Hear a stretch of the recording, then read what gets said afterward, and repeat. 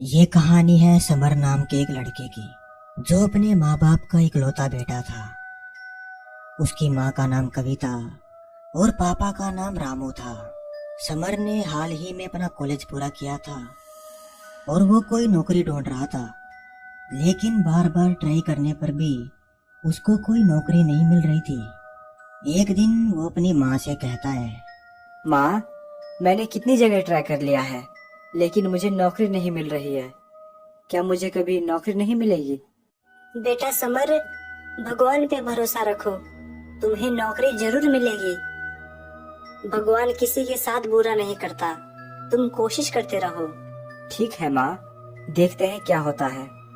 Summer अपनी माँ की बात सुनने के बाद फिर से नौकरी की तलाश करता है, लेकिन उसे कोई नौकरी नहीं मिलती। वो मायूस हो जाता है। एक दिन वो अपने गांव के जंगल में घूमने गया था। वो जंगल में चारों तरफ घूम रहा था, तभी वहां एक पेड़ के नीचे उसे एक बक्सा दिखाई दिया। समर उस बक्से के पास गया। उसने चारों तरफ देखा, लेकिन वहां कोई नहीं था। अरे, ये बक्सा किसका है? यहाँ तो कोई है भी नहीं। चलो देखता हूँ इसके अंदर क्या है। समर जैसे ही वो बक्सा खोलता है, उसमें एक कागज का पन्ना था और एक छोटी सी छड़ी थी। समर उस कागज पर लिखे शब्द पढ़ने लगा, जिसमें लिखा था कि अगर आप खजाना पाना चाहते हो तो रामपुर गांव के शिव की गुफा में जाकर आपको इस छड़ी को हाथ में लेकर बोल बम बोल बम बोल बम कहना पड़ेगा और वो खजाना तुमको मिल जाएगा। अगर नहीं मिला तो तुम एक पापी आत्मा हो और तुम वहीं पर मर जाओगे। समर ये पढ़कर डर गया कि खजाना भी मिल गया, लेकिन डर भी है कहीं मैं वहीं मर ना जाऊं। वो अपने घर गया। उसने अपनी माँ को वो कागज और वो छड़ी दिखाई और कहने लगा, माँ, खजाना भी है और डर भी है, कहीं मैं वहाँ मर ना जाऊं। बेटा, एक काम करते हैं कि मेरी तो वैसे भी उम्र खत्म होने वाली है, मैं वहां जाती हूँ। अगर मरना होगा तो मैं ही मर जाऊंगी। नहीं माँ, जाऊंगा तो मैं ही, जो होगा देखा जाएगा। समर ये कहकर रामपुर गांव के लिए निकल पड़ा। वो गांव में पहुंचा।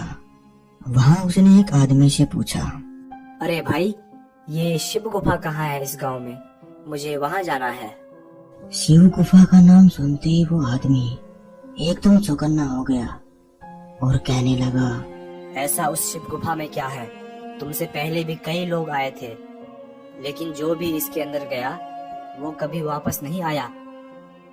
अरे नहीं, मैं तो बस ऐसे ही पूछ रहा था। मैं तो भक्त हूँ शिव का, बस उनके दर्शन करने जा रहा हूँ। अच्छा ठीक है, जाओ, गांव के ऊपर पहाड़ पे वो गुफा है।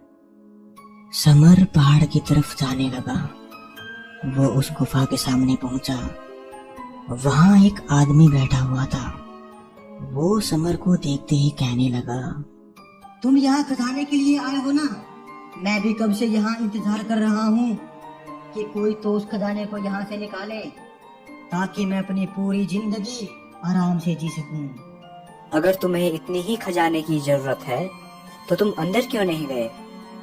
लेकिन मुझे डर लगता है कहीं मैं अंदर ही मर ना जाऊं। तो ये डर तो सबको है कि कहीं हम अंदर मर ना जाएं। तुम अंदर जाओ और मेरे लिए वो खजाना ढूंढो। मैं तुमको उसमें से आधा खजाना दे दूंगा। तुम पागल हो क्या? अंदर मैं जाऊंगा, मौत का जोखिम भी मैं उठाऊंगा और खजाना तुम ले जाओगे। देखो लड़के, खजाना तो मैं लूंगा ही लूंगा, तुम नहीं तो कोई और सही।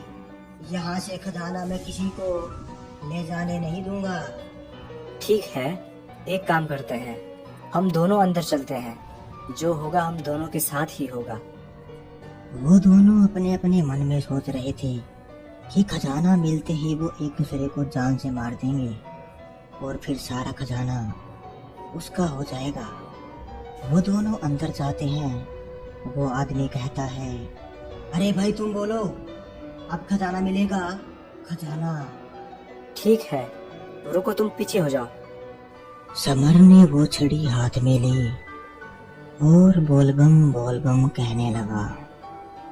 एकदम वहां पर तेज रोशनी हुई जिससे उनकी आंखें बंद हो गई और जब उनकी आंखें खुली तो वहां पर खजाना सोने के सिक्के पड़े हुए थे। अरे वाह, खजाना मिल गया, अब मैं अमीर आदमी बन जाऊंगा। अमीर आदमी।